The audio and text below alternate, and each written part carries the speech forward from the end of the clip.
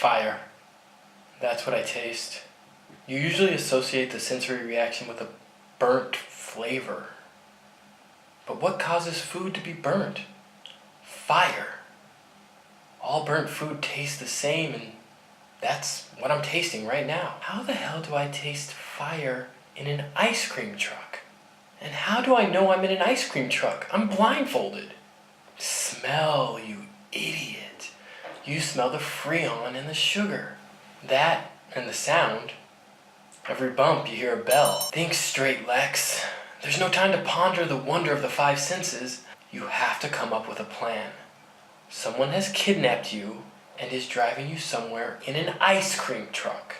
Think. Think through the grogginess. Think through the pain in your jaw. Think through that damn fire taste. What do you last remember? Pho. That's it.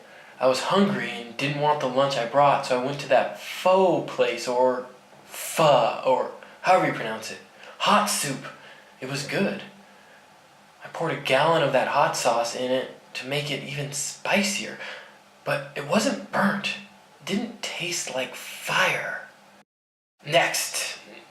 What happened next? I left the soup spot, I checked my timepiece and realized I needed to get to work.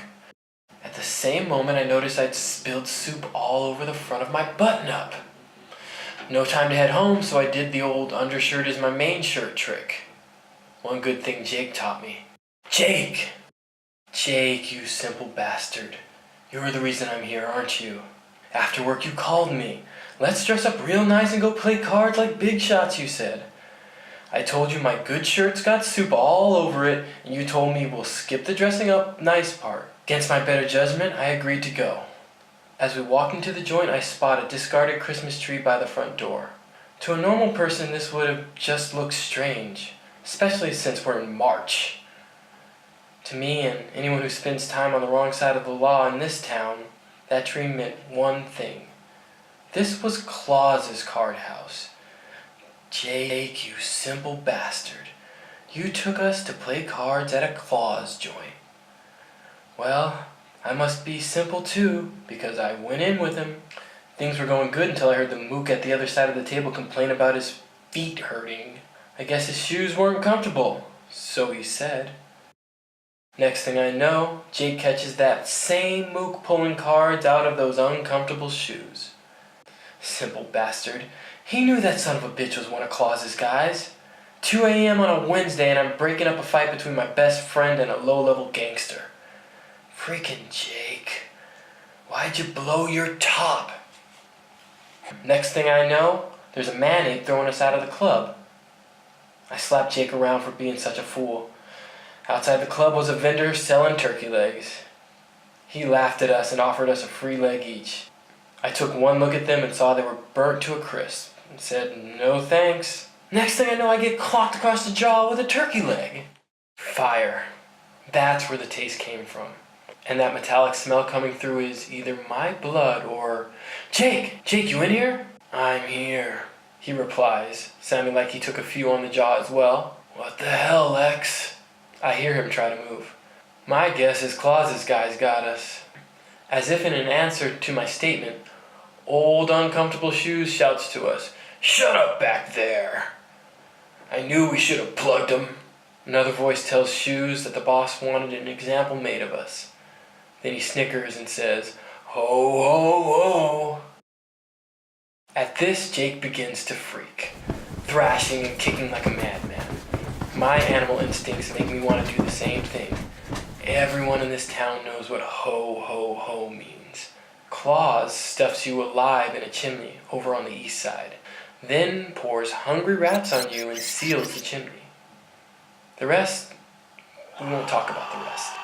If I didn't know that keeping my head was the best chance of getting out, I'd be flipping like Jake. But I don't have that luxury. Think. Feel. My hands are tied with zip ties, but they're loose. It must have been done quickly. When I get nervous, I sweat, and right now I'm a greasy sucker. I get my left hand free and slowly remove my blindfold. An ice cream chuck. Hooray! I win imminent death. Once I'm sure Claus's guys can't see me, I quietly get my other hand out. I take Jake's blindfold off, shushing him as I look for something sharp to cut him loose. I find a rusty box cutter. It works, but I break the blade. We're mobile, but far from out of the woods. Jake keeps apologizing. I tell him to save it till we're free. Silently, we search for anything we can use as a weapon. Nothing, just frozen desserts. Crap! Jake hangs his head down. When the door opens and those two come at us, we've got no weapons. We're screwed. I look down at my undershirt. Now, overshirt. The cold has made my nipples hard, a fact that I'm sure Jake would have cracked up at had this been different circumstances. Then I remember what my buddy Jake said the first time I met him, and I realize we do have a weapon. Thank goodness I had my epiphany because the truck is pulling over. I lean to Jake. We get one shot at this. Don't waste the moment. I take off my shirt and hold it behind my back. Jake and I have been friends for years, and though I call him a moron daily, he's got smarts when it matters. He takes off his shirt too and wraps it around his hands. We stand together, waiting. The cold is biting, but I stand shirtless in the ice cream truck, still tasting fire. But this fire comes from inside. It's survival.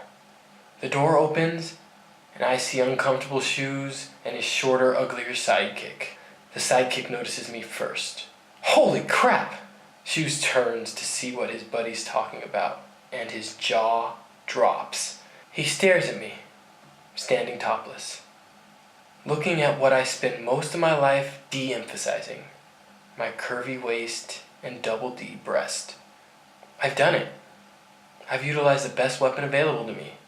Surprise and shock. No one thinks I'm a dame when they first meet me. And now Jake and I will attack.